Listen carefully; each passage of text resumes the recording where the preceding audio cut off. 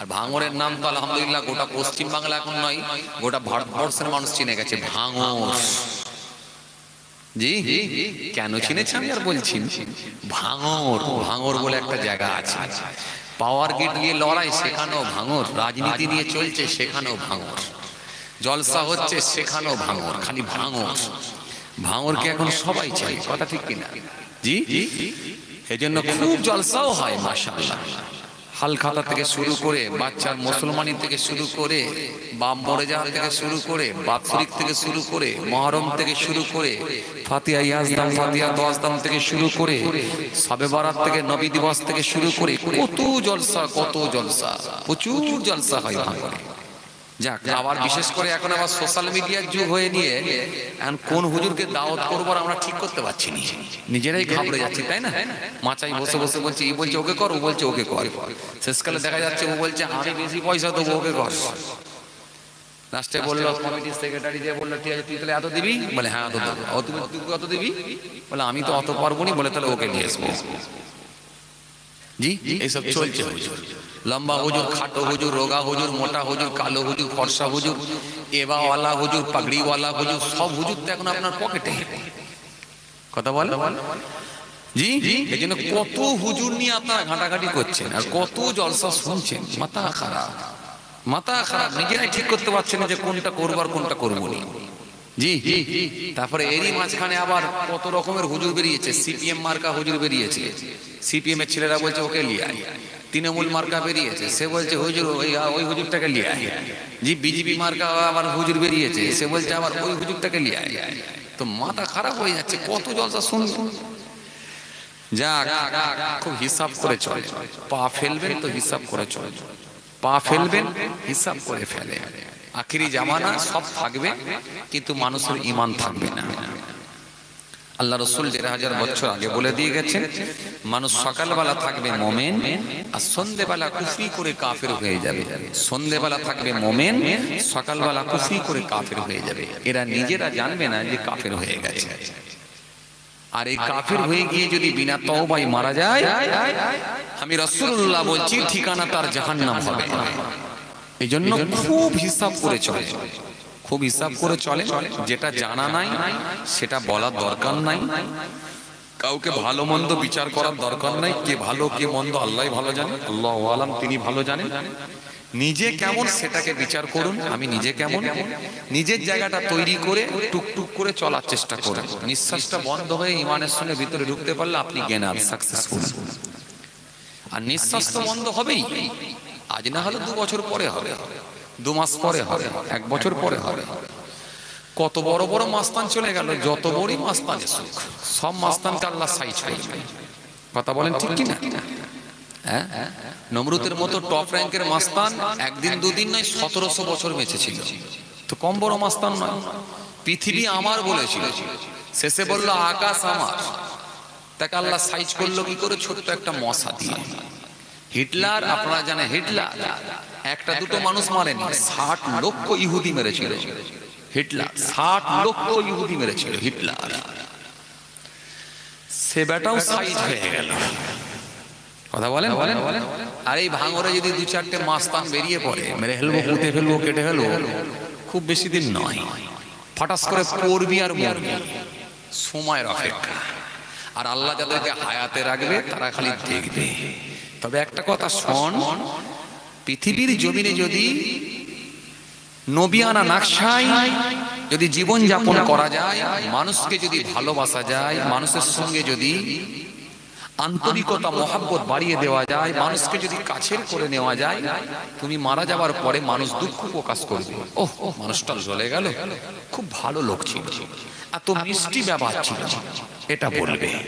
আর তুমি মার মার কাট কাট করবে, মেরে ফেলবো, খুন করে ফেলবো, পুড়িয়ে দেবো, ফেলবো, জ্বালিয়ে দেবো করবে, মরে যাওয়ার পরে লোকে দেখবে হাততালি মারবে, বাহবা দেবে, যাকে বাবা গেছে, ঠান্ডা হয়েছে।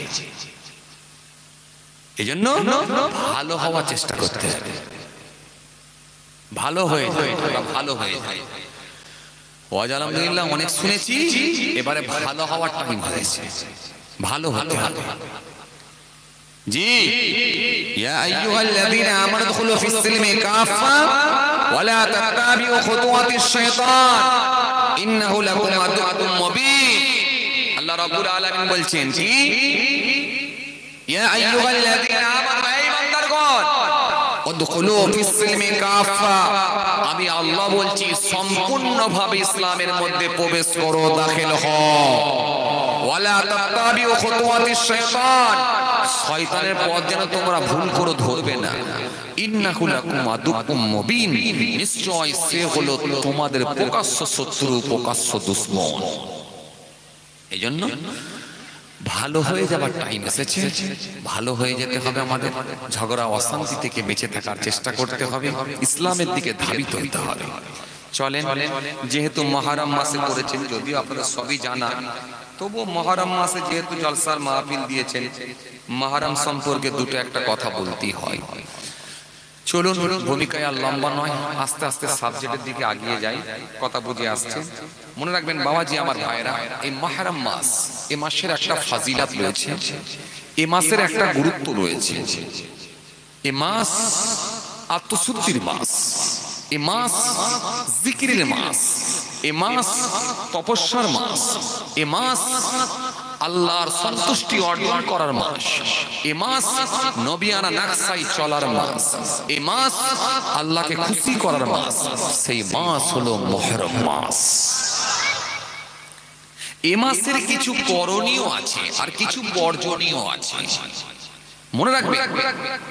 মুহররম মাস বিশেষ করে এই আশুরার দিন, আশুরার দিনের যে গুরুত্ব ফাজিলাত, এটা কিন্তু সেই কারবালাকে কেন্দ্র করি যে না, আসলে যে কারবালাকে কেন্দ্র করি আসলে কিন্তু তা না। আশুরার দিনের গুরুত্ব বা মুহররম মাসের ফাজিলাত এবং আশুরার দিনের ফাজিলাত রব্বুল আলামিন আল্লাহ বহু পূর্বে থেকেই কিন্তু আশুরার গুরুত্ব বাড়িয়ে দিয়েছেন। কারণ আমরা জানি মুহররম মাসে অনেক ঘটনা ঘটেছে, আগামী তো ইনশাআল্লাহ অনেক ঘটনা ঘটবে। বিশেষ করে আশুরার দিনে অনেক ঘটনা ঘটছে, আগামীতেও অনেক ঘটনা আল্লাহ চাইলে ইনশাআল্লাহ ঘটাতে পারেন, ঘটবে। তবে মনে রাখবেন, আমরা অনেকে ভাবি যে মুহররম মাস বিশেষ করে আশুরার দিন এলি শুধু মনে হয় যে কারবালার ঘটনাটা ঘটেছিল, আসলে কিন্তু তা না। মুহররম মাসের আশুরার দিনে অনেক ঘটনা ঘটেছে, আর তার মধ্যে কারবালার ঘটনাও ঘটেছিল। হযরত ইমাম হুসাইন রাদিয়াল্লাহু তাআলা আনহু এবং তিনার পরিবারের সমস্ত সদস্যরা, রাসূলুল্লাহর কলিজার টুকরারা, কারবালার প্রান্তে যে নির্মম ভাবে তিনাদেরকে হত্যা করা হয়েছিল, যেভাবে নির্মম ভাবে তিনাদের উপর জুলুম করা হয়েছিল, এটা উম্মতে মুহাম্মাদের কাছে একটা বেদনাদায়ক ঘটনা। এইজন্য মুহররম মাস আসলে, বিশেষ করে আশুরার দিন এলে উম্মতে মুহাম্মাদের কাছে বড় কষ্টের দিন বলে মনে করেন। তাই তারা এই দোয়ার মাহফিল করেন এবং এক কাতরা চোখ দিয়ে পানি ঝরিয়ে দেন। কথা ঠিক কিনা? কিন্তু মনে রাখবেন, আশুরার গুরুত্ব বহু পূর্বে থেকে। জি, ইমাম হুসাইন রাদিয়াল্লাহু তাআলা আনহু, তিনাকে যে হত্যা করা হয়েছিল, তিনাকে যে শহীদ করে দেওয়া হয়েছিল, তিনি শহীদ মওত বরণ করেছিলেন। তিনি যে আল্লাহর জন্য নিজের জীবনকে বিসর্জন দিয়েছিলেন, এটা হলো 61 হিজরিতে। কিন্তু 61 হিজরিতে ইমাম হুসাইন হুজুর ইন্তেকাল হয়েছেন। তিনার ইন্তেকালের 58 বছর আগে মহানবী সাল্লাল্লাহু আলাইহি ওয়াসাল্লাম আশুরার দিনে সাহাবীদেরকে রোজা রাখার নির্দেশ দিয়েছিলেন। বুঝতে পারছেন ভাইরা আমার, দোস্তরা আমার, বাবাজিরা আমার, 58 বছর আগে। তার মানে বুঝতে পারছেন আশুরার গুরুত্ব কত আগে থেকে, বুঝতে পারছেন? জি ভাইরা আমার, দোস্তরা আমার, বাবাজিরা আমার, হাদিস পাকের মধ্যে এসেছে, ইমাম বুখারী রাহিমাহুল্লাহ তিনি 4 জন রাবী থেকে একটা হাদিস বর্ণনা করেছেন। হাদিসটা হযরত আবু হুরায়রা রাদিয়াল্লাহু তাআলা আনহু থেকে বর্ণিত হাদিস। এই হাদিসের মধ্যে মহানবী সাল্লাল্লাহু আলাইহি ওয়াসাল্লাম তিনি বলছেন যে তোমরা আশুরার দিনে রোজা রাখো। আশুরার দিনে রোজা রাখা হলো সুন্নতে গায়ের মুআক্কাদা।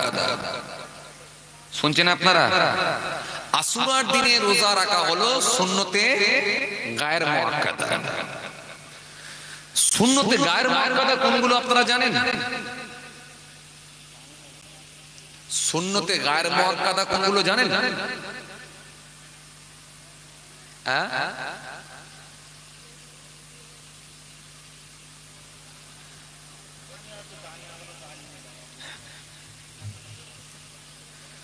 মাশাআল্লাহ, যাক কিছু মানুষের জানা থাকতে পারে, আবার অনেক মানুষের নাও জানা থাকতে পারে। মনে রাখবেন সুন্নত হলো দুই প্রকার, একটা হলো সুন্নতে মুআক্কাদা আর একটা হলো সুন্নতে গায়ের মুআক্কাদা। সুন্নতে মুআক্কাদা আমি আপনাদের সামনে ছোট্ট একটা মিসাল দিচ্ছি, আপনাদের মনে পড়বে। ফজরের নামাজ পড়িয়ে হবে না, এটাকে নিয়ে কিন্তু ইখতিলাফ রয়েছে। এটাকে নিয়ে ইখতিলাফ রয়েছে। সবই যে আশুরার দিনে ঘটেছিল এটা বলা যাবে না। হয়তো আশুরার দিনেও ঘটে থাকতে পারে, কিংবা এই মাসেতেও ঘটে থাকতে পারে, কিংবা অন্যান্য মাসেতেও আল্লাহ ঘটাতে পারেন, সেটা আল্লাহই ভালো জানে। অনেক বক্তা ভাইদের মুখে আপনারা শোনেন যে কিয়ামত হবে, কিয়ামত হবে, এই আশুরার দিনই নাকি হবে, 10 তারিখে হবে। এটা বলা মুশকিল। কিয়ামত হবে এটা সত্য কথা, তবে আশুরার দিনই যে হবে সেটা কিন্তু বলা মুশকিল। কিয়ামত হবে এটা সত্য কথা, এবার আশুরার দিনে হবে কি মুহররম মাসে হবে কি অন্য মাসে হবে সেটা আল্লাহু আলাম, তিনি ভালো জানেন, আল্লাহই ভালো জানেন, আমরা কেউ বলতে পারবো না। তাহলে এই রকম কিছু কথা কিন্তু ইখতিলাফ রয়েছে। সহিহ হাদিস থেকে যতটুকু আমরা প্রমাণ পেয়েছি, মুসা সাল্লাল্লাহু দরিয়া পার হওয়ার ঘটনা এটা একদম সহি ঘটনা, এটা কিন্তু কেউ কাটতে পারে না। হযরত মুসা কালিমুল্লাহ তিনি যে দরিয়া পার হয়ে গিয়েছিলেন, জি দরিয়া পার হয়েছিলেন, এই ফেরাউনের ফেরাউনের সৈন্য বাহিনীর হাত থেকে, ফেরাউনের কবল থেকে আল্লাহ রাব্বুল আলামিন হেফাজত করেছিলেন। মুসা সাল্লাম এবং বনি ইসরাইল গোত্রের মানুষদেরকে আল্লাহ হেফাজত করেছিলেন। এটা কিন্তু মুহররম মাসের 10 তারিখ আশুরার দিনই ঘটেছিল। এই আশুরার দিনে ঘটেছিল কি, ভালো করে শুনে দেন। হযরত নবী নূহ আসলাম, নূহ নবীর নাম আপনারা শুনেছেন তো? নূহ আসলাম, নূহ আসলামের জামানায় আপনাদের জানা আছে 950 বছর ধরে তিনি দ্বীনের দাওয়াত দিয়েছিলেন। মাত্র 80টি মানুষ হেদায়েত হয়েছিল, বাকি মানুষ হয়নি। নূহ নবী তখন বদদুয়া করেছিলেন আল্লাহর দরবারে, মহান আল্লাহ পাক রব্বুল আলামিন সেই বদদুয়াকে কবুল করে নিয়েছিলেন, দিয়ে বন্যা প্লাবন দিয়ে আল্লাহ রাব্বুল আলামিন ওই চত্বরের মানুষগুলোকে, কওমের মানুষগুলোকে ধ্বংস করে দিয়েছিলেন। নূহ নবীর নৌকায় যারা উঠেছিল তাদেরকে আল্লাহ বাঁচিয়েছিলেন। যেদিনে গিয়ে ওই পাহাড়টায় গিয়ে লেগেছিল বা ঠকে গিয়েছিল, ওই পাহাড়টার নাম হলো যদু পাহাড়। এই পাহাড়ে গিয়ে যখন নৌকাটা লেগে গেল বা ঠেকে গেল, যেদিনে আল্লাহ রাব্বুল আলামিন ওই বন্যার প্লাবন বা কবল থেকে আল্লাহ রাব্বুল আলামিন হেফাজত করেছিলেন, সেই দিনটাও কিন্তু ছিল এই মুহররমের 10 তারিখ আশুরার দিনই ছিল। বুঝে যাচ্ছে বাবাজি? এগুলো কিন্তু সহি ঘটনা, সবাই একই কথা বলেছেন না, এগুলো ঘটেছে। জি নূহ আসলাম 950 বছর ধরে দ্বীনের দাওয়াত দিয়েছিলেন, আপনাদের জানা আছে তো? জানা আছে ঘটনা, এই ওয়াকিয়া অনেকবার শুনেছেন। জি মাত্র হেদায়েত হলো কটা মানুষ? 80টি মানুষ। 80টি মানুষ হেদায়েত হলো। নূহ নবী থাকতে না পেরে আল্লাহ পাকের দরবারে একটু বদদুয়া করলেন, আল্লাহ এই কওমের মানুষগুলোকে, এই গোত্রের মানুষগুলোকে আপনি ধ্বংস করে দেন। আমি বহুদিন ধরে দ্বীনের দাওয়াত দিচ্ছি, এরা মানে না, আল্লাহ আমাকে অস্বীকার করেছে, আল্লাহ আপনাকে অস্বীকার করেছে, আমাকে নবী বলে মানে না, আপনাকে আল্লাহ বলে মানে না, আপনি এদেরকে চাটে ধ্বংস করেন। আল্লাহ বলে, হে নূহ টেনশন নিও না, চিন্তা করো না, নৌকা তৈরি করো, নৌকা বানাও। পৃথিবীর সর্বপ্রথম যিনি নৌকা বানিয়েছিলেন তিনি হলেন আল্লাহর নবী হযরত নূহ আলাইহিস সালাম। জোরে বলবেন না? নূহ নবীর আগে কিন্তু কেউ নৌকা বানাতে পারে না। কোনো স্টিমার ছিল না, কোনো বোট ছিল না, কোনো লঞ্চ ছিল না, কোনো বোট ছিল না, কোনো জাহাজ ছিল না। যা কিছু হয়েছে সব নূহ নবীর নৌকাকে ফলো করে কিন্তু হয়েছে। যা কিছু হয়েছে আল্লাহর কোরআনকে ফলো করে, নূহ নবীর নৌকাকে ফলো করে। তার আগে কিন্তু নূহ নবীর নৌকার আগে কিন্তু কেউ বানাতে পারে না। হযরতে সুলাইমান আলাইহিসসালাম পৃথিবীর সর্বপ্রথম যিনি হাওয়াতে তখতা নিয়ে উড়েছিলেন, 1200 মানুষ নিয়ে উড়েছিলেন। কোরআনের তাফসীর যদি পড়েন আপনি অবাক হবেন। গোটা কোরআনে কারীমের মধ্যে আল্লাহ রাব্বুল আলামিন সব দিয়ে দিয়েছেন, সুন্দর করে সাজিয়ে দিয়েছেন। কি সুন্দর সামঞ্জস্য, একটার সঙ্গে একটা মিল। কোরআনে কারীম 6666টা আয়াত দিয়েছে, 500 আয়াত খালি আদেশ আর নিষেধ দিয়েছে, বাকি আয়াতগুলো হিস্ট্রি অফ পাস্ট অতীতের ইতিহাস দিয়েছে। এত সুন্দর করে মিলিয়ে মিলিয়ে একটার সঙ্গে একটা, একটার সঙ্গে একটা মিলিয়ে দিয়েছে, আপনি অবাক হয়ে যাবেন। আপনি যদি খুঁজে খুঁজে দেখেন আপনি হতভম্ব হবেন, অবাক হবেন। 117 জায়গায় শাস্তির কথা বলেছেন, ঠিক অনুরূপ ভাবে 234 জায়গায় ক্ষমার কথা বলেছেন, 115 জায়গায় পৃথিবীর কথা বলেছেন, ঠিক অনুরূপ ভাবে 115 জায়গায় আখিরাতের কথা বলেছেন। আপনি অবাক হবেন। শীতকালের কথা 5 জায়গায় বলেছেন, গ্রীষ্মকালের কথা 5 জায়গায় বলেছেন, 88 জায়গায় ফেরেশতার কথা বলেছেন, 88 জায়গায় ইবলিস শয়তানের কথা বলেছেন, 88 জায়গায় ফেরেশতার কথা বলেছেন, 77 জায়গায় জান্নাত নিয়ে আলোচনা করেছেন, 77 জায়গায় জাহান্নাম নিয়ে আলোচনা করেছেন, 13 জায়গায় দৈত্যতা নিয়ে আলোচনা করেছেন, সচ্ছলতা নিয়ে 26 জায়গায় আলোচনা করেছেন। গোটা কোরআনে কারীমকে আল্লাহ এত সুন্দর করে সাজিয়েছেন যেটা মানুষের জ্ঞানের বাইরে। তো যেটা আপনাদের বোঝাতে চাইছিলাম, ভালো করে লক্ষ্য করে, এই নূহ আসলামের নৌকার আগে কিন্তু কেউ নৌকা বানাতে কথা বলেন পারে না। আজ তো আমরা দেখতে পাচ্ছি নৌকা বানানো হচ্ছে, ভটভটি বানানো হচ্ছে, বোট বানানো হচ্ছে, স্টিমার বানানো হচ্ছে, লঞ্চ বানানো হচ্ছে, এমনকি বিশাল বিশাল জাহাজ বানানো হয়েছে। জাহাজের কথা বললেই আপনাদের মনে পড়ে যাবে যে আটলান্টিক মহাসাগরে আপনাদের জানা আছে যে টাইটানিক জাহাজ।